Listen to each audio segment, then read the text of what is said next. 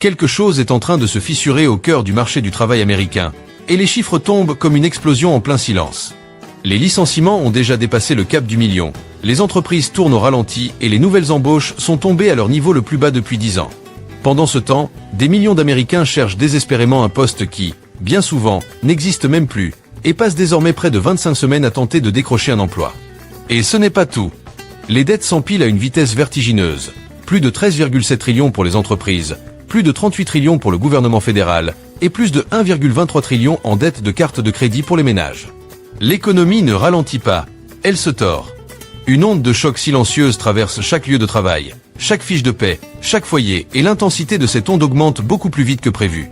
Si le pays paraît aussi instable aujourd'hui, c'est parce que les indicateurs censés rassurer le public n'ont plus aucun lien avec la réalité. Depuis plus d'un an, les autorités martèlent l'idée d'un marché du travail solide, en mettant en avant des créations d'emplois qu'elles révisent discrètement à la baisse quelques mois plus tard. Mais lorsqu'on regarde les données brutes, celles qu'on ne peut pas maquiller, les licenciements, la durée du chômage, les gels d'embauche, les contractions sectorielles, le constat est clair. Le marché du travail ne se refroidit pas, il se dégrade à un rythme qu'on n'avait pas observé depuis le début des années 2000. Le signal le plus inquiétant, c'est l'explosion des suppressions de postes. Depuis le début de l'année, on compte plus de 1,099 million de licenciements, un volume qu'on associe habituellement à des périodes de récession, pas à une prétendue expansion. Rien qu'en octobre, plus de 153 000 personnes ont perdu leur emploi, un bond de 175% par rapport à l'année précédente. Et ce ne sont pas des incidents isolés. Cette vague touche absolument tous les grands secteurs, administration publique, technologie, commerce, entrepôts, services, tout se contracte en même temps. Une véritable période de croissance ne produit jamais un tel mouvement coordonné. À cela s'ajoute un effondrement brutal des intentions d'embauche. Sur les 4 derniers mois, les entreprises ont présenté leurs prévisions de recrutement les plus faibles depuis plus de 10 ans pour les mois de juin, juillet, août et septembre. En clair, elles ne se contentent pas de couper, elles n'ajoutent plus personne.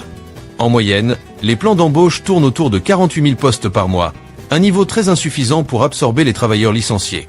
Même l'annonce choc des 283 000 nouveaux emplois d'octobre s'écroule dès qu'on enlève les recrutements temporaires d'Amazon pour la saison.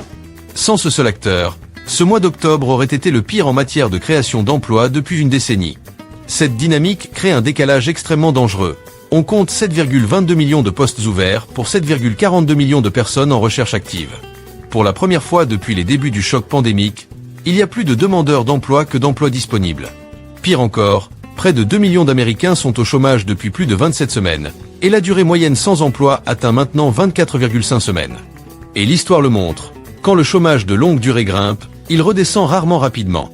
Il faut des années, pas des mois. Le vrai problème ne vient pas d'un manque d'effort des travailleurs, mais d'un effondrement de la demande. Les entreprises coupent parce que leur croissance ralentit, que leurs coûts d'emprunt explosent, et que l'inflation a laminé le pouvoir d'achat. Quand les entreprises cessent de se développer, le marché du travail perd sa capacité à amortir les chocs. Chaque vague de licenciements devient alors plus difficile à absorber, et le système finit par tourner contre lui-même. Dès qu'on enlève le vernis des chiffres mis en avant dans les discours officiels, l'illusion de stabilité disparaît, et la véritable ampleur de la crise devient impossible à ignorer. L'Amérique traverse aujourd'hui un niveau de destruction d'emplois typique d'une récession profonde, pas d'un atterrissage en douceur. Les données du rapport Challenger sont sans ambiguïté. Le marché du travail se contracte à la vitesse la plus rapide depuis 2003, et la situation s'aggrave mois après mois. L'indicateur le plus choquant, c'est l'accélération du rythme des licenciements. Les 153 074 suppressions d'octobre ne sont pas seulement un chiffre élevé. Elles représentent une hausse de 183% par rapport au mois précédent. Une économie normale ne produit pas une multiplication par 3 des licenciements en 30 jours. Ce type de chute brutale montre que les dirigeants se préparent à une situation beaucoup plus sombre qu'un simple ralentissement. Depuis janvier, plus d'1 million de postes ont été supprimés, un niveau qui dépasse toutes les années pré-pandémiques depuis la crise financière mondiale. Et ce qui inquiète encore plus, c'est l'ampleur du phénomène. Les institutions publiques ont supprimé 37 000 postes, un chiffre presque jamais vu hors période de crise budgétaire grave. Le secteur technologique, qui a été un moteur d'embauche pendant plus de 10 ans, a déjà éliminé 141 000 emplois. Les entrepôts ont enlevé 90 000 postes, le commerce 88 600, et les services en ont supprimé 63 000. Ce n'est pas une faiblesse isolée, c'est une contraction parfaitement synchronisée dans tout le pilier économique du pays. Et cette tendance est confirmée par le nombre d'annonces de restructuration. En octobre, près de 450 entreprises ont officiellement annoncé des plans de licenciement, contre 400 le mois d'avant. Le quatrième trimestre est normalement un moment où les entreprises évitent les mauvaises nouvelles, pour ne pas effrayer les investisseurs. Mais cette année, les coupes ressemblent à celles qu'on observe en pleine crise financière. Historiquement, ce genre de vague de licenciements en fin d'année précède presque toujours la reconnaissance officielle d'une récession. Ce qui se joue ici, ce n'est pas une recherche d'efficacité ou d'innovation. C'est de la survie. Les entreprises qui voient leurs coûts monter, leurs revenus stagner et la demande s'affaiblir éliminent des postes pour éviter l'effondrement de leur bilan. C'est du triage économique, pur et simple. Tout mis bout à bout, ces données montrent un basculement brutal. L'économie américaine glisse de l'expansion vers la contraction et le fait à une vitesse exceptionnelle. Le marché du travail ne joue plus son rôle de tampon. Il devient un amplificateur de crise.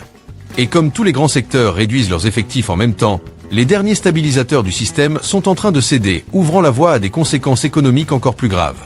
L'effondrement du marché de l'emploi ne s'explique pas uniquement par les licenciements massifs.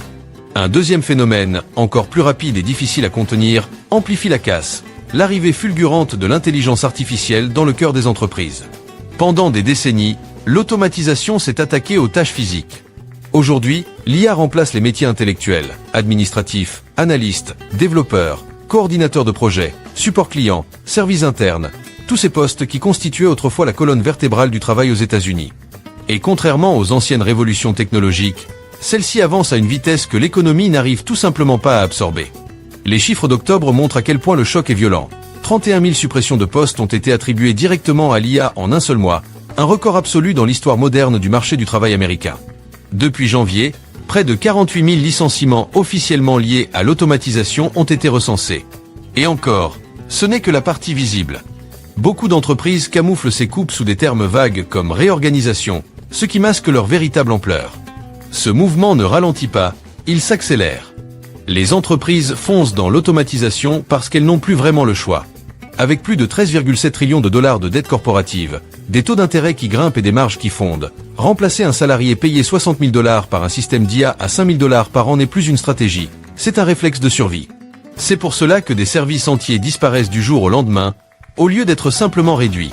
Quand une machine peut effectuer la charge de 10 personnes, ces 10 postes ne reviendront jamais. Le problème, c'est que l'IA ne se contente pas d'éliminer des emplois, elle empêche aussi la création de nouveaux postes. Dans une économie en expansion, des millions de postes émergent naturellement. Mais avec l'automatisation, ces opportunités n'apparaissent même plus. Résultat, les embauches s'effondrent, l'accès aux emplois débutants se referme, et le chômage de longue durée s'intensifie. Le fossé entre le nombre de chercheurs d'emploi et le nombre de postes disponibles se creuse de mois en mois, surtout dans les métiers qualifiés qui semblaient auparavant intouchables. Les économistes l'avaient annoncé, lorsque l'automatisation progresse plus vite que le marché n'absorbe les travailleurs, tout le système se retourne. Et ce basculement est désormais visible noir sur blanc. On compte 7,22 millions d'emplois vacants pour 7,42 millions de personnes en recherche active, un déséquilibre qui s'aggrave à mesure que l'IA fait disparaître les postes intermédiaires qui soutenaient toute la structure économique. Mois après mois, l'effet se cumule. L'IA a été présentée comme une révolution de productivité. Dans les faits, elle est devenue un accélérateur de la crise, amplifiant le choc provoqué par l'économie déjà en repli. En cherchant à se protéger financièrement, les entreprises automatisent tout ce qu'elles peuvent, et la vague se retrouve directement à la porte des agences de chômage. Cette explosion de licenciements était non seulement prévisible, mais inévitable. Mais l'automatisation n'est qu'une partie de l'histoire. La racine la plus profonde du problème se trouve dans les finances internes des entreprises américaines, qui commencent à céder sous la pression. Pendant des années, la croissance a été alimentée par de l'argent bon marché, un recours massif à l'endettement et des valorisations gonflées. Et tout cet édifice s'écroule dès que les coûts d'emprunt montent et que les revenus se tassent, exactement ce qui se produit aujourd'hui. Ce qui se passe n'a donc rien de stratégique. Ce sont des licenciements contraints. Les entreprises n'ont plus les moyens de maintenir leurs équipes. Avec 13,7 trillions de dollars de dettes à refinancer, et des intérêts que beaucoup ne peuvent plus payer avec leur trésorerie actuelle, la masse salariale devient le premier poste sacrifié. C'est la raison pour laquelle tous les grands secteurs, administration publique, technologie, logistique, commerce, services se séparent de dizaines de milliers de salariés. Pas pour innover, mais pour éviter le défaut de paiement. Un signe révélateur de cette tension, c'est la manière dont les priorités des entreprises ont basculé. Elles ne financent plus la croissance. Elles utilisent leur liquidité pour payer les dettes, les assurances, les obligations réglementaires, les factures d'énergie, les taxes, autant de coûts qui se sont envolés bien plus vite que leurs revenus. Même les loyers commerciaux et les coûts des matières premières continuent de grimper. Dans ce contexte, la masse salariale devient un ajustement mécanique. Quand les charges fixes dépassent les performances, licencier n'est plus une option, c'est une nécessité vitale. Et cette pression augmente encore à cause du consommateur américain, qui dépense moins. Entre l'épargne qui s'est évaporée, les dettes de cartes de crédit au-dessus de 1,23 trillion, et les retards de paiement qui explosent sur les prêts auto et personnels, la demande ralentit. Moins de dépenses, c'est moins de revenus pour les entreprises, ce qui comprime encore davantage leurs marges. Quand les revenus baissent alors que les coûts financiers continuent de grimper, les licenciements s'étendent à tous les secteurs, peu importe le modèle économique. Les vagues de restructuration annoncées confirment l'ampleur du choc. Rien qu'en octobre, près de 450 entreprises ont annoncé des plans de suppression de postes, un record vieux de plus de 20 ans pour ce mois. Ce genre de chiffres, en général, on les voit en fin de récession, pas dans une période soi-disant robuste. Les entreprises réduisent leurs effectifs à l'avance, en prévision d'un repli plus sévère que celui décrit publiquement. Autrement dit, en interne, les prévisions sont clairement pires que les discours officiels. Les entreprises américaines n'optimisent rien. Elles se protègent. Elles resserrent tout ce qui peut encore l'être. Et face à des bilans qui se détériorent, la réduction de personnel est devenue le réflexe par défaut. Combinée à l'automatisation, cette pression crée un environnement où les emplois disparaissent beaucoup plus vite que l'économie ne peut en recréer. Le marché du travail glisse alors dans une zone beaucoup plus sombre. Et ce n'est pas tout. À ces licenciements massifs s'ajoute un autre phénomène destructeur, l'effondrement du recrutement. Le danger aujourd'hui, ce n'est pas seulement que les entreprises renvoient des salariés. C'est qu'elles ne remplacent plus personne. Un marché du travail sain repose sur un renouvellement constant, nouvelles embauches, départ à la retraite, création de postes. Mais l'économie américaine enregistre désormais ses pires niveaux d'intention d'embauche depuis plus de 10 ans, signe clair que la création d'emplois s'est quasiment figée. Les données parlent d'elles-mêmes. Durant 4 mois d'affilée, juin, juillet, août et septembre, les annonces d'embauche ont atteint des niveaux historiquement bas. En juin, à peine 3200 postes étaient prévus. Juillet et août n'ont pas fait beaucoup mieux. Et même septembre, qui semblait solide avec 117 000 annonces, se révèle être le pire mois de septembre depuis une décennie. Ce qui se joue ici, ce n'est pas un ralentissement ordinaire. Les entreprises ne se préparent plus au prochain cycle de croissance. Elles se mettent en position de défense. Le chiffre trompeur est arrivé en octobre. 283 000 intentions d'embauche. Sur le papier, cela ressemble à un rebond. Mais presque 250 000 de ces postes proviennent d'un seul acteur, Amazon, qui gonfle artificiellement les statistiques avec ses recrutements saisonniers, tout en licenciant au même moment des dizaines de milliers de salariés, et en prévoyant d'en supprimer jusqu'à 600 000 de plus dans les prochaines années. Une fois cette distorsion retirée, la réalité réapparaît. Le recrutement national est revenu à ses niveaux les plus faibles en 10 ans. Et les conséquences sont directes. Quand plus personne n'embauche, les travailleurs licenciés n'ont plus nulle part où aller. Le système perd sa capacité à absorber les chocs. Le chômage augmente mécaniquement, même sans nouvelle crise. Déjà, 7,42 millions de personnes cherchent un emploi, pour seulement 7,22 millions de postes. Le pays manque d'emplois, et ce déficit apparaît avant même qu'une récession officielle soit déclarée, un signe clair que la contraction est sévère. Quand le recrutement s'arrête, tout le marché se paralyse. Les jeunes travailleurs n'arrivent plus à entrer dans le système. Les professionnels expérimentés restent au chômage plus longtemps. Les compétences se dégradent. Le renouvellement naturel du marché du travail disparaît. Et quand ce renouvellement s'éteint, le système entier devient fragile. Ce qu'on observe aujourd'hui n'est pas une simple pause. C'est l'indicateur le plus clair que le marché du travail américain n'est plus en expansion, mais en déclin structurel. Combiné au licenciement croissant et à la montée en puissance de l'automatisation, ce basculement marque le moment où l'économie perd sa capacité à se régénérer et s'enfonce dans une crise beaucoup plus profonde. Et lorsque l'embauche s'effondre en même temps que les suppressions de postes s'envolent, un effet secondaire prévisible se déclenche. Le chômage de longue durée commence à grimper. Et ça, c'est l'un des signaux les plus dangereux qui soient. Car lorsque des travailleurs restent trop longtemps hors du marché, leur chance de retrouver un emploi chute en flèche. L'économie américaine est en train de franchir une étape délicate, et cette fois, les chiffres parlent d'eux-mêmes. Aucun discours officiel ne parvient à masquer ce qui se passe réellement. Le premier signal inquiétant, c'est le temps passé au chômage. Aujourd'hui, un travailleur américain met en moyenne 24,5 semaines avant de retrouver un emploi. Plus de 5 mois sans revenus, sans sécurité, sans assurance santé. Et ce chiffre grimpe régulièrement. Historiquement, quand la durée du chômage commence à augmenter, elle ne redescend presque jamais rapidement.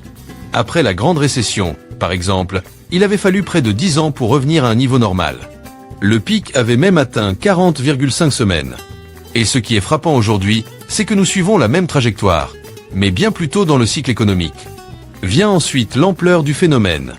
Près de 1,93 million d'Américains sont au chômage depuis plus de 6 mois. Ce groupe représente un quart de l'ensemble des chômeurs du pays. Ce ne sont pas des personnes qui ont abandonné la recherche, ce sont des hommes et des femmes qui postulent, qui cherchent, qui tentent, mais qui ne trouvent rien pendant plus de 27 semaines. Une situation qui révèle quelque chose de plus profond, une demande affaiblie du côté des entreprises, des recrutements au ralenti et la disparition progressive des emplois intermédiaires qui, autrefois, absorbaient les travailleurs lors des périodes difficiles. Un troisième signal apparaît au moment où l'on compare les postes disponibles et les personnes qui cherchent un emploi. Le gouvernement parle de 7,22 millions de postes ouverts, mais on compte 7,42 millions de personnes en recherche active. Autrement dit, même si chaque poste était pourvu, il manquerait encore des places. Et l'écart continue de se creuser. Quand le chômage de longue durée explose et que, dans le même temps, le nombre d'offres diminue, on entre dans une dynamique de déclin qui s'auto-alimente. Les conséquences dépassent largement la vie professionnelle. Être sans emploi pendant plusieurs mois, ça épuise les économies, ça augmente les défauts de paiement, ça freine les dépenses, et ça fragilise les économies locales. Cela alourdit aussi la pression sur les programmes sociaux, au moment même où les finances publiques sont déjà sous tension. Et plus le temps passe, plus les compétences se dégradent, rendant le retour à l'emploi difficile et la récupération des salaires encore plus lente. Les économistes appellent ça la cicatrice économique, une blessure qui continue de faire mal même après la fin officielle d'une récession. En réalité, le chômage de longue durée n'est pas un indicateur tardif. C'est un signal avant-coureur de problèmes profonds. Et aujourd'hui, il montre un marché du travail qui perd en mobilité, en opportunités et en capacité à réintégrer ceux qui en sortent. Avec moins d'embauches et davantage de licenciements, les États-Unis ne traversent pas juste une période difficile. Ils glissent vers une forme de chômage structurel, durable, enraciné. À cela s'ajoute une autre dimension, souvent ignorée, l'impact psychologique. Quand les licenciements dépassent le million en moins d'un an, la peur s'installe partout. Même ceux qui ont un emploi vivent constamment avec l'impression que leur poste ne tient qu'à un fil. Et pour cause, une fois au chômage, il faut aujourd'hui près de 6 mois avant de retrouver un travail. Alors chaque email du patron, chaque réorganisation, chaque réunion peut être perçue comme une menace potentielle. De l'autre côté, ceux qui cherchent un emploi vivent une autre forme de pression, le rejet à répétition. Avec plus de chercheurs que d'offres, le marché est saturé. Les candidats enchaînent les entretiens sans réponse ou reçoivent des refus automatiques. C'est un processus long, démoralisant et qui finit par ronger la confiance. Et les effets ne se limitent pas à l'humeur, les études sont claires. L'insécurité professionnelle réduit la productivité, augmente l'épuisement, fragilise la santé mentale et freine l'évolution de carrière. Dans une économie déjà compétitive, ces impacts aggravent encore les difficultés des travailleurs. On se retrouve donc avec une main-d'œuvre émotionnellement épuisée, coincée entre la pression des entreprises, l'automatisation, le manque d'embauche et l'allongement du chômage. Tout cela, combiné à la hausse du coût de la vie, au marché immobilier instable et à une dette record des ménages, crée un climat de stress comparable au début d'une récession. Et cette tension ne touche pas que les travailleurs, elle se propage à toute l'économie. Lorsqu'un million de personnes perdent leur emploi en un an, l'effet domino est inévitable. Chaque ménage réduit ses dépenses, restaurants, loisirs, vêtements, transports, soins médicaux, tout y passe. Les petites entreprises, déjà mises à mal par des coûts d'emprunt élevés, voient leurs revenus chuter. Elles réduisent alors leurs propres effectifs. Un licenciement en entraîne un autre, puis un autre. C'est le multiplicateur économique, un phénomène où une vague de suppression d'emplois finit par en déclencher plusieurs autres dans des secteurs totalement différents. Les gouvernements locaux ne sont pas épargnés. Moins de dépenses signifie moins de taxes perçues. Les retards dans les taxes foncières augmentent. Les États, les villes, les écoles se retrouvent face à des déficits qui les obligent à couper dans leurs services et dans leurs effectifs. C'est comme ça qu'une récession finit par devenir inévitable. Non pas à cause d'un choc unique, mais parce qu'une série de pertes finit par s'alimenter elle-même. Et au cœur de ce phénomène, il y a aussi des forces structurelles beaucoup plus anciennes. Les États-Unis traînent désormais plus de 38 000 milliards de dollars de dette fédérale, avec des centaines de milliards de dollars d'intérêts à payer chaque année. Cet immense besoin de financement aspire une part considérable du capital disponible, poussant les entreprises à emprunter à des coûts plus élevés. À cela s'ajoute une inflation persistante. Même si l'indice officiel a ralenti, les coûts restent élevés, matériaux, assurances, transport, énergie. Les entreprises ne peuvent pas augmenter leurs prix indéfiniment, alors il ne reste qu'un levier, réduire la main-d'œuvre. Les collectivités locales, de leur côté, augmentent les taxes foncières pour combler leurs propres déficits, ce qui renchérit encore les coûts des entreprises. Ajoutez à cela un consommateur épuisé, dettes élevées, crédits saturés, épargne disparue. Résultat, un marché du travail compressé de toutes parts. Aujourd'hui, les chiffres parlent clairement. Les licenciements dépassent 1,099 million. Les embauches tournent au plus bas depuis 10 ans une fois les distorsions retirées. La durée du chômage augmente. Les chômeurs de longue durée atteignent 1,93 million. Ce sont des signaux qui, historiquement, apparaissent après le début d'une récession. Cette fois, ils arrivent avant l'annonce officielle. La suite est prévisible. Les pertes d'emplois, jusque-là concentrées dans les grandes entreprises, vont s'étendre aux administrations publiques, aux commerces, aux entrepôts, aux usines et à tout ce qui dépend de la consommation discrétionnaire. Face à des coûts plus élevés, des marges sous pression et une demande en baisse, d'autres suppressions d'emplois deviennent inévitables. Et comme le marché n'a pas la capacité de recréer suffisamment de postes, la contraction s'auto-renforce. La question n'est plus de savoir si la situation va empirer, mais à quel point. Entre la dette massive, les coûts en hausse, l'automatisation et la faiblesse de la demande, le système exerce une pression dont ni les ménages ni les petites entreprises ne peuvent s'échapper sans changement profond. Et ces changements prennent du temps, alors que la détérioration, elle, est déjà en cours. Face à tout cela, une chose reste essentielle. Mieux vaut être préparé que surpris. Comprendre ce qui se passe, c'est déjà une forme de protection. Renforcer son épargne, réduire les dépenses inutiles, diversifier ses sources de revenus, s'entourer d'un réseau solide, ce sont des réflexes qui permettent d'encaisser les chocs. Nous ne vivons pas une simple évolution du marché du travail. Nous vivons un tournant. Un moment où les chiffres avancent plus vite que le récit officiel. Et dans cette nouvelle réalité économique, ignorer les signaux n'est plus une option. Rester informé, adaptable et résilient n'est pas juste utile. C'est devenu indispensable pour traverser ce qui arrive.